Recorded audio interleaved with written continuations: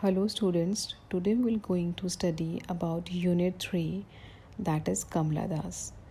Kamla Das has written many poems, but as we know that in our prescribed syllabus, we will study about her two poems, Hot Noon in Malabar and The Invitation. Today I will going to tell you about her poem The Hot Noon in Malabar.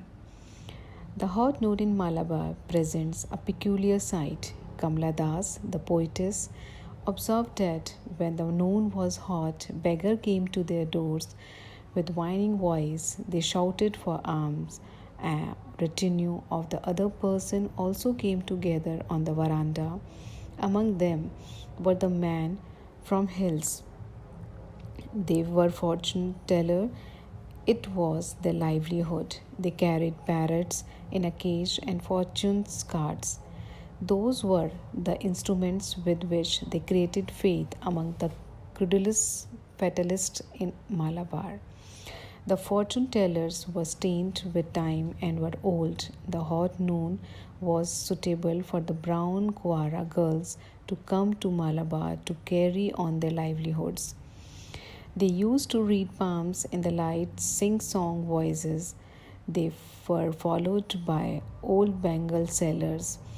They closed the poetess' veranda as the home of the poetess in the Malabar became noisy and dusty in that hot noon, cool and dusk. They sat there spreading their red, green, and blue bangles for the sale. Advertisements. The Bengal were attractive, while the Bengal sailors were covered with the dust of the road. The Bengal sailors had to walk down long. The road was rough. It was hot, therefore, the feet of the Bengal sailor were used. The heels were cracked. They climbed to the veranda with a rough voice.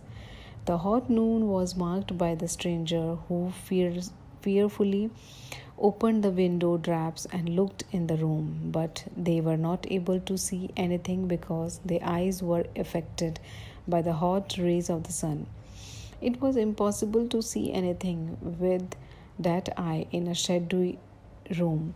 They turned away and looked at the well with a great eagerness. They wanted to quench their thirst. They were also strangers who suspected each other. They remained silent. If they were excited, they became angry and their voices ran wild as free animals in the forest. Thus, the hot noon in Malabar was very pleasant for the poetess. She wishes to spend the noon amidst those wild man's wild thoughts and wild love. It was a torture for her to be away. She had wild thoughts in that hot noon. Love instant grew in her. She became passionate in that hot noon. The poem A Hot Noon in Malabar is taken from the collection of the poems titled Summer in the Calcutta. It deals with Kamla Das' happy childhood spent in her grandmother's house in Malabar. It is a full pathon which shows Kamla Das' loss of happy and peaceful days of the childhood which she spent in the living and caring company of her grandmother. The action of the poem tosses between memory and the desire, between nostalgia and estrangement. The poetess longs for the hot noon in Malabar, which was full of life, as compared to her torturing experience of the noon in a big city where she settled after her marriage. Now I will going to tell you A Hot Noon in Malabar analysis. Lines 1 to 4. It is the opening section of the poem A Hot Noon in Malabar which can be read in full, written by renowned Indian English poetess Kamla Das. It dramatized tragedy of her marital life in which she has lost all her freedom and identity. It is almost torture for her to live far away from her parental house in Malabar, where she was loved and respected. The poetess is reminded of her parental house in the Malabar during the hot noon of the summer season. It was a time of arrival of the beggars who begged by raising their jarring, disturbing voices.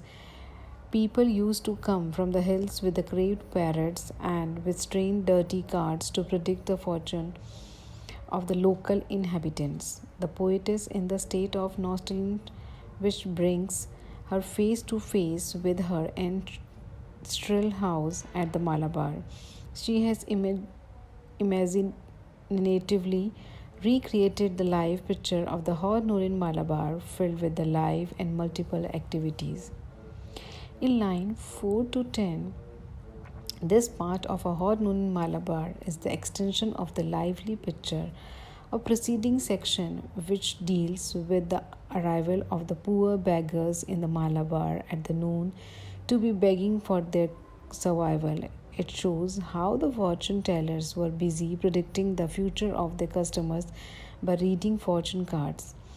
The brown colored Quara girls used to visit the Malabar. The girls, with their experienced eyes, predicted the future of the customers by minutely studying the palms of their hands. They foretold the future in their carefree, nasalized way. The bangle sellers spread on the ground dust ridden bangles of the different colors to sell them to the people of the Malabar. They used to come to the Malabar after traveling long distances. The heel developed cracks due to the long journey on the foot as they ascend the porch of the poetess' parental house. The cracked heel produced harsh, resounding sounds which seemed to them to be very strange. The poetess is all lost, recollecting the life of a hot noor in Malabar, which she enjoyed during her early stage stay in it. She was all fascinated by the colorful sight and were totally identified with it. Unlike her present unpleasant and boring city life, her past life in Malabar was very enjoyable and exciting. Her separation from her parental house has totally destabilized her life. She has lost all her happiness and peace of mind in the soul killing city life. The ellipse her shows the poetess longing for her past stay in Malabar, which was very familiar and pleasant. In line 11 to 15, the poet A Hot Noon in Malabar has its own fascination. It was a time when Quara girls visited Malabar to predict the future of the clients by reading the palm of their hands and fortune cards. The bangle sellers displayed their multi-colored and dust-ridden bangles on the ground to attract the attention of the buyer. During the progress of the summer noon, the stranger used to pass by the poet's parental house. The poetess visualized the strangers from the outside world, parting the window curtains and peering through the windows of her room with their hot and burning eyes and searching for the shelter from the scorching heat of the sun. Failing to locate any occupant, they looked anxiously towards the brick latched well to quench their thirst and relax and protect themselves from the intense heat of sun. The poetess is in the mood of reminiscence. It all shows her total identification with the description of the known in the Malabar.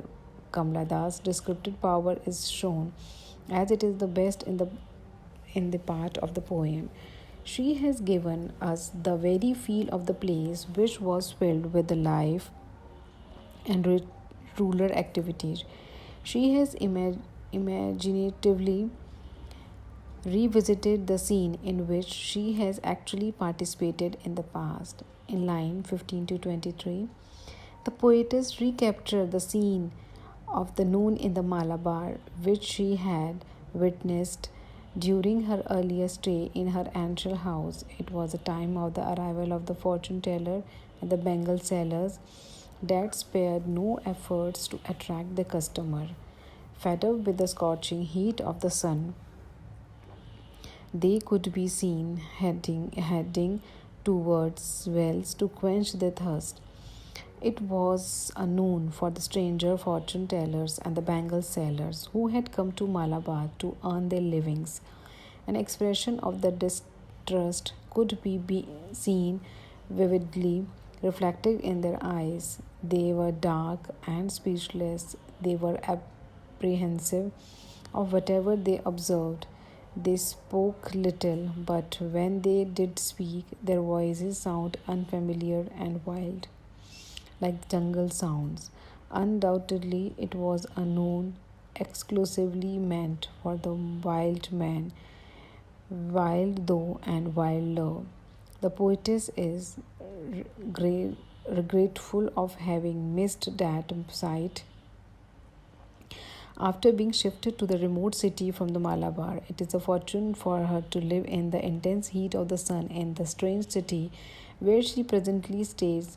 It reminds her of the hot noon in Malabar, where she stayed in her parental house, where she was happy, satisfied, and never protested against the scorching heat of the sun. The life in Malabar was quite different, though the people moved about in the hot noon there as elsewhere. The poetess' migration from the Malabar to the city proved to be traumatic experience of her life. She suffered from the acute sense of the alienation and her life was destabilized. She loved the life of the Malabar with all the limitations. She feels suffocated and alienated in the city, but away felt always felt happy and contented in her parental rural house in Malabar. The poetess has given a striking comparative picture of the rural and the urban life of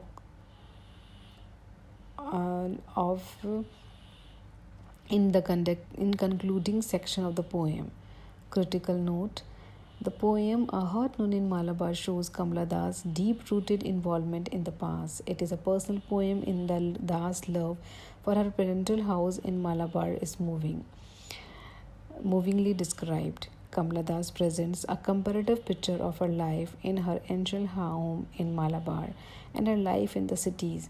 The poetess glorious the rural life but condemns the urban life in the poem. She finds herself totally alienated in the city, but it is always firmly rooted in the rural life of the Malabar.